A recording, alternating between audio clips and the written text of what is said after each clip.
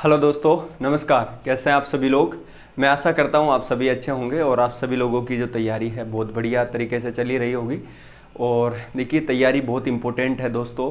अगर आप पढ़ाई से दूर होते हैं ना, तो फिर ये लगा लीजिए कि ज़िंदगी थोड़ी सी अधूरी सी फील होती है। ठीक है, तो तैयारी इम्पोर्टेंट है, पढ़ते रहिए और एक सही डायरेक्शन में आप मेहनत करते रहिए। एक ना एक दिन आप ज़रूर सफल हो जाएंगे। एक ना एक दिन का मतलब मेरा ये नहीं है कि आप पढ़ते जाएं, लेकिन जो एक टाइम पीरियड होता है, एक स्टडी का एक जो टाइम पीरियड होता है नौकरी लगने का, उसमें आप लग जाएंगे। थोड़ा कोई जल्दी होता है तो थोड़ा कोई लेट होता है। इससे डिमोटिवेट नहीं होना जी, मेरा दोस्त लग गया, मेरा रिश्तेदार में वो लग गया, मैं अभी तक लगा ही नहीं।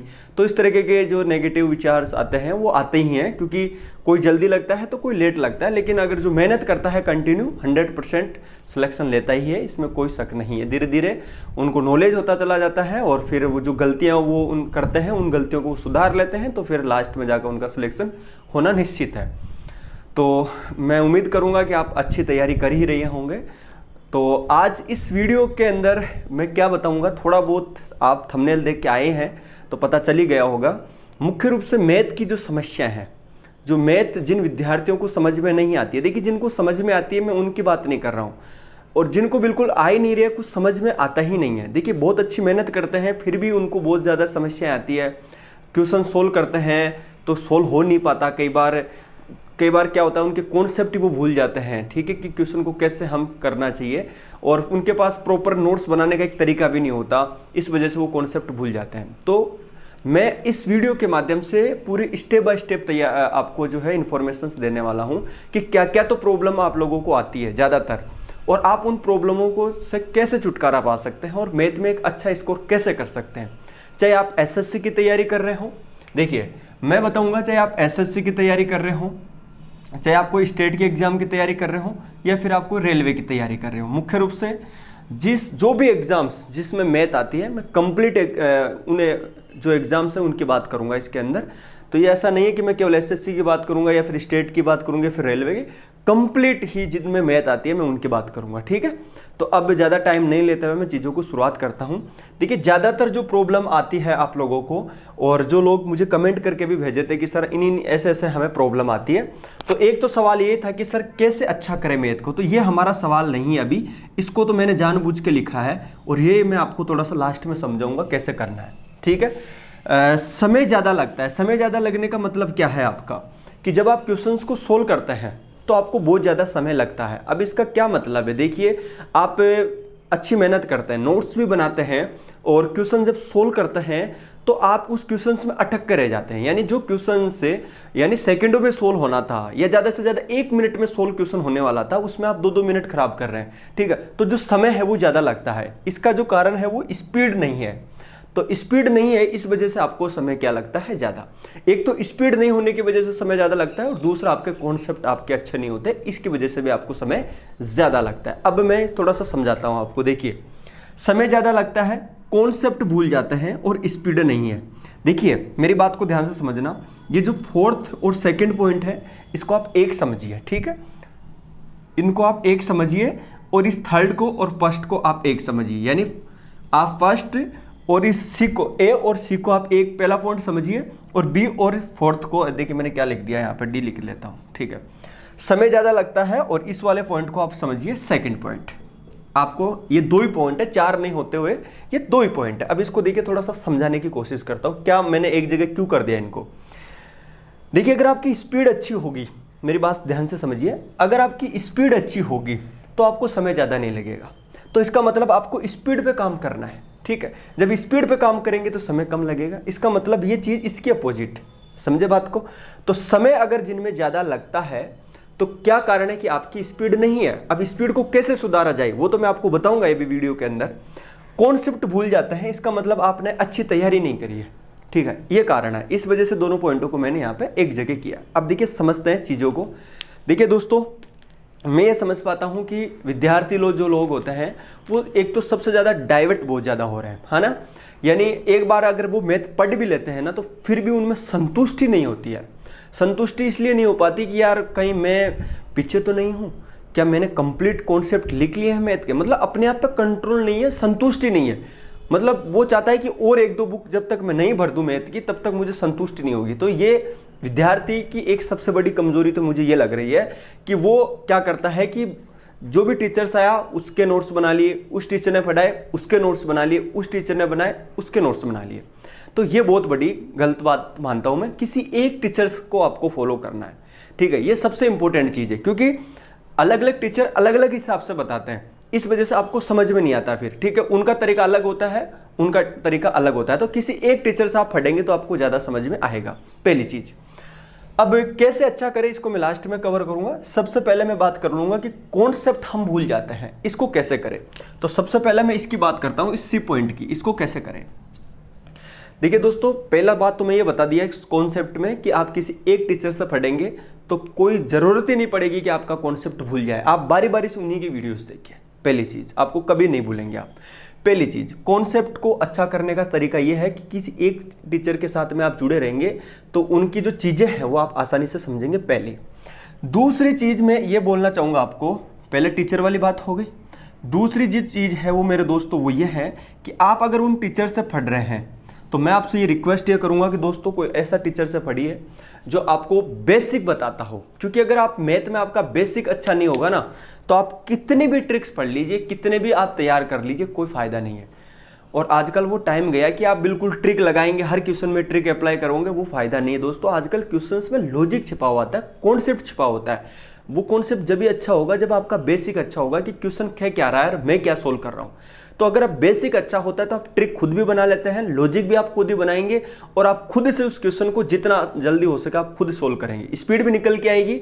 लेकिन शर्त क्या है कि आपका बेसिक अच्छा होगा, बेसिक को तोड़ के आप उसका शॉर्ट कर लेंगे और शॉर्ट करके उसकी ट्रिक भी बना लेंगे और ज़्यादातर जरूरत पड़ी तो आप उसमें लॉजिक भी समझ लेंगे कि इस क्वेश्चन को मुझे डायरेक्ट कैसे करना है, ठीक है।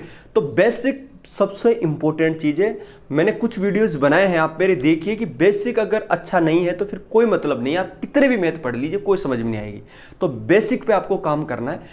ऐसा टीचर्स केवल एक से पढ़िए, उनसे पढ़िए जो आपको बेसिक अच्छा करवा रहा है, ठीक है। मैं ऐसा नहीं बोलूंगा कि आप उनसे मत पढ़िए, मैं किसी की बुराई नहीं कर रहा हूं दोस्तों, लेकिन कम से कम अगर आप बिगनर्स हैं, आप नए नए इस कम्पिटिटिव फील्ड्स में आए हैं, तो मैं आपको यही बोलूंगा कि आप अपने बेसिक अच्छा करिए। बेसिक अच्छा नहीं करेंगे तो कोई मतलब नहीं है आपका, ठीक है, पहली चीज। तो मैं उम्मीद करूंगा कि जिस टीचर से आप पढ़ रहे हो आपका बेसिक वो अच्छा करा ही रहे होंगे। तीसरी चीज, जिन टीचर से पढ़ाएं तो मैं आपसे ये बोलूंगा कि आप टाइप वाइज पढ़े, ठीक है, टाइप वाइज। देखिए टाइप वाइज का क्या फायदा है, मैं आपको एक चीज समझा देता हूं कि जब भी आप मैथ की तैयारी करते हैं तो आप नोट्स बनाते हैं, मेंटेन करते हैं, अपने नोट्स बनाते हैं, बेसिक भी आप कर रहे हैं। लेकिन जैसे मान लीजिए कि आप कोई परसेंटेज या लगा लीजिए कि जैसे आप नंबर सिस्टम ही पढ़ रहे हैं। अब नंबर सिस्टम बहुत बड़ा नंबर सिस्टम है, ठीक है, उसका कोई अंत नहीं है, बहुत ज़्यादा बड़ा नंबर सिस्टम है। तो मैं आपको बोलूँगा कि नंबर सिस्टम का बेसिक आपको आ ही रहा है। अब नंबर सिस्टम में जितने भी क्वेश्चन हैं उनको टाइप के हिसाब से डिवाइड कर दीजिए, टाइप के हिसाब से उनको क्या कर दीजिए, डिवाइड कर दीजिए कि इस टाइप के ये क्वेश्चंस, इस टाइप के ये क्वेश्चंस, ठीक है। जैसे मान लीजिए कि आप कोई क्वेश्चन सोल्व कर रहे हैं तो टाइप फर्स्ट में दे दीजिए कि टाइप फर्स्ट में ये वाले क्वेश्चन है भाई, ठीक है। जब आप नोट्स मेंटेन करेंगे कि टाइप फर्स्ट में इस टाइप के क्वेश्चंस आते हैं, इस तरीके के क्वेश्चंस आते हैं जिनको मुझे ऐसा सोल्व करना है, फिर आप टाइप 2 दे दीजिए, ठीक है। टाइप वाइज पढ़ते हैं ना, उसका बहुत अच्छा फायदा होता है मैथ के अंदर। टाइप 2 के अंदर भाई इस तरीके के क्वेश्चंस है टाइप 2 के अंदर, अभी आगे बताऊंगा फिर वो टाइप कहाँ काम आएगी आपको, ठीक है। टाइप फर्स्ट नोट्स बनाए तो ऐसे बनाए, टाइप फर्स्ट इस वाले क्वेश्चंस, टाइप 2 इस तरीके के क्वेश्चंस, है ना। तो इस तरीके से आप उसमें डालते चले जाएंगे, ठीक है, टाइप वाइज पढ़िए। और इसके अलावा मैं आपको एक चीज़ और समझा देता हूं कि टाइप वाइज हो गया, टीचर्स भी आपको अच्छा मिल गया, बेसिक बताने वाले टीचर्स आपको मिल गए, सारा कुछ आपको अच्छा हो गया। अब जो सबसे इंपॉर्टेंट चीज़ है मेरे दोस्तों वो ये है कि आप जब नोट्स मेंटेन हो गए, टाइप वाइज नोट्स हो गए, बेसिक क्लियर हो गया, तो आप उसका प्रॉपर क्वेश्चंस तो निकाले जो निकाले वो एक अलग बात है, लेकिन आप उनका रिवीजन करें टाइम टू टाइम, ठीक है। रिवीजन करें, आपको दिख तो रहा होगा, यहां लिख देता हूं, अगला पॉइंट मैंने लिखा था रिवीजन वाला, ठीक है, रिवीजन। क्योंकि रिवीजन अगर आप नहीं करेंगे तो कोई मतलब नहीं है, रिवीजन मोस्ट इंपॉर्टेंट चीज है। तो क्या समझाया मैंने इस कॉन्सेप्ट के अंदर? कॉन्सेप्ट आप कभी नहीं भूलोगे, मैं आपको बता देता हूँ। सबसे पहले एक टीचर्स को फॉलो करिए, फिर बोलूँगा कुछ ऐसे टीचर्स हैं जो आपको बेसिक आपका अच्छा कराते हो, जो आपको बेसिक से चीज़ें चला रहे हो, उन टीचर से पढ़िए। मैं ये नहीं बोलूँगा कि वो टीचर्स अच्छा नहीं पढ़ाते, सभी अच्छा पढ़ाते हैं, लेकिन अगर आप बिगनर हैं तो बेसिक करना आपका बहुत ज़रूरी है। पहली चीज़ बेसिक आप अच्छा करिए, तीसरा आप टाइप वाइज पढ़िए, और चौथा उसका रिवीजन करिए। मैं गारंटी के साथ कहता हूँ कभी भी आप कॉन्सेप्ट नहीं भूलेंगे। आगे काम करते हैं। इसके अलावा देखिए स्पीड नहीं आती है। स्पीड इसीलिए तो नहीं आ पाती क्योंकि आपको पता ही नहीं होता कि जो मैं ये क्वेश्चन सोल्व कर रहा हूँ ये किस टाइप का क्वेश्चन है। ठीक है, आप उलझे रहते हैं। अगर आप क्वेश्चंस बुक में से निकाल रहे हैं तो आपको पता होना चाहिए कि यार मैंने नंबर सिस्टम में टोटल 28 टाइप बनाई है, तो ये 28 टाइप में से ये जो क्वेश्चंस मैं सोल्व कर रहा हूँ ये कौन सी टाइप के क्वेश्चंस है, ये आपको आना जरूरी है। समझे बात को कि यार ये जो मैं क्वेश्चन सोल्व कर रहा हूँ ये 27वें टाइप का क्वेश्चन है, 21वें टाइप का क्वेश्चन है, कौन सी टाइप का क्वेश्चन है। मैं गारंटी के साथ कहता हूँ आपको समय ज़्यादा भी नहीं लगेगा, अगर आपकी ऑटोमेटिक स्पीड भी आ जाएगी, क्योंकि आपको पता होगा कि टाइप फर्स्ट के सॉल्यूशंस कैसे होते हैं, टाइप 2 के सॉल्यूशंस कैसे होते हैं।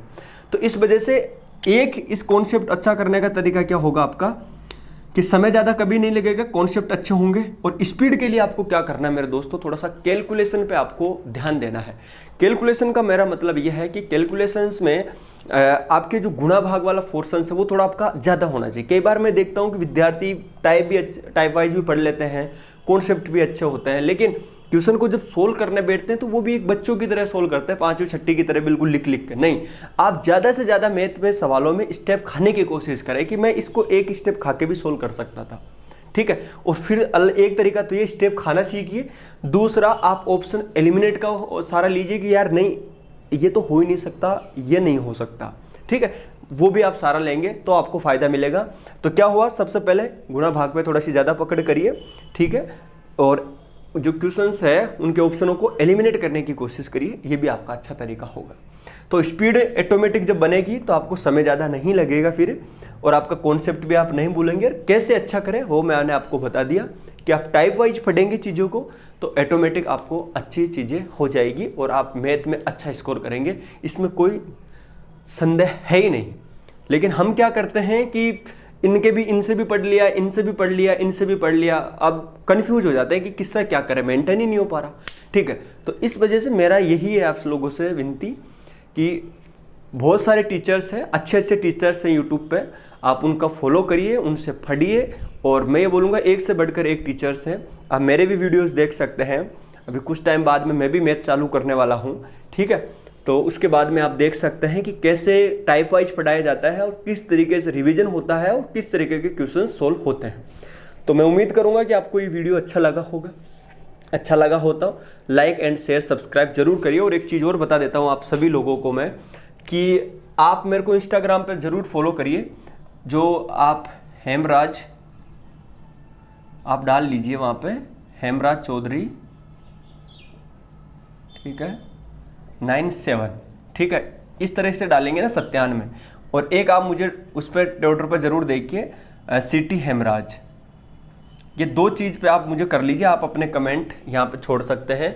और टेलीग्राम टॉपिस्तान का टेलीग्राम इसी नाम से है, आप फॉलो कर लीजिए। डिस्क्रिप्शन में लिंक दिए हुए हैं सभी आईडीज़ का, आप जाके देख लीजिए। ठीक है, तो आप ज़रूर फॉलो करिए और मैं उम्मीद करूँगा कि आप लोगों को ये वीडियो अच्छा लगा होगा। और मैं भगवान से दुआ करता हूँ कि आप जल्दी से जल्दी अपनी सफल हों और अपने माँ बाप का नाम रोशन करें। Thank you so much.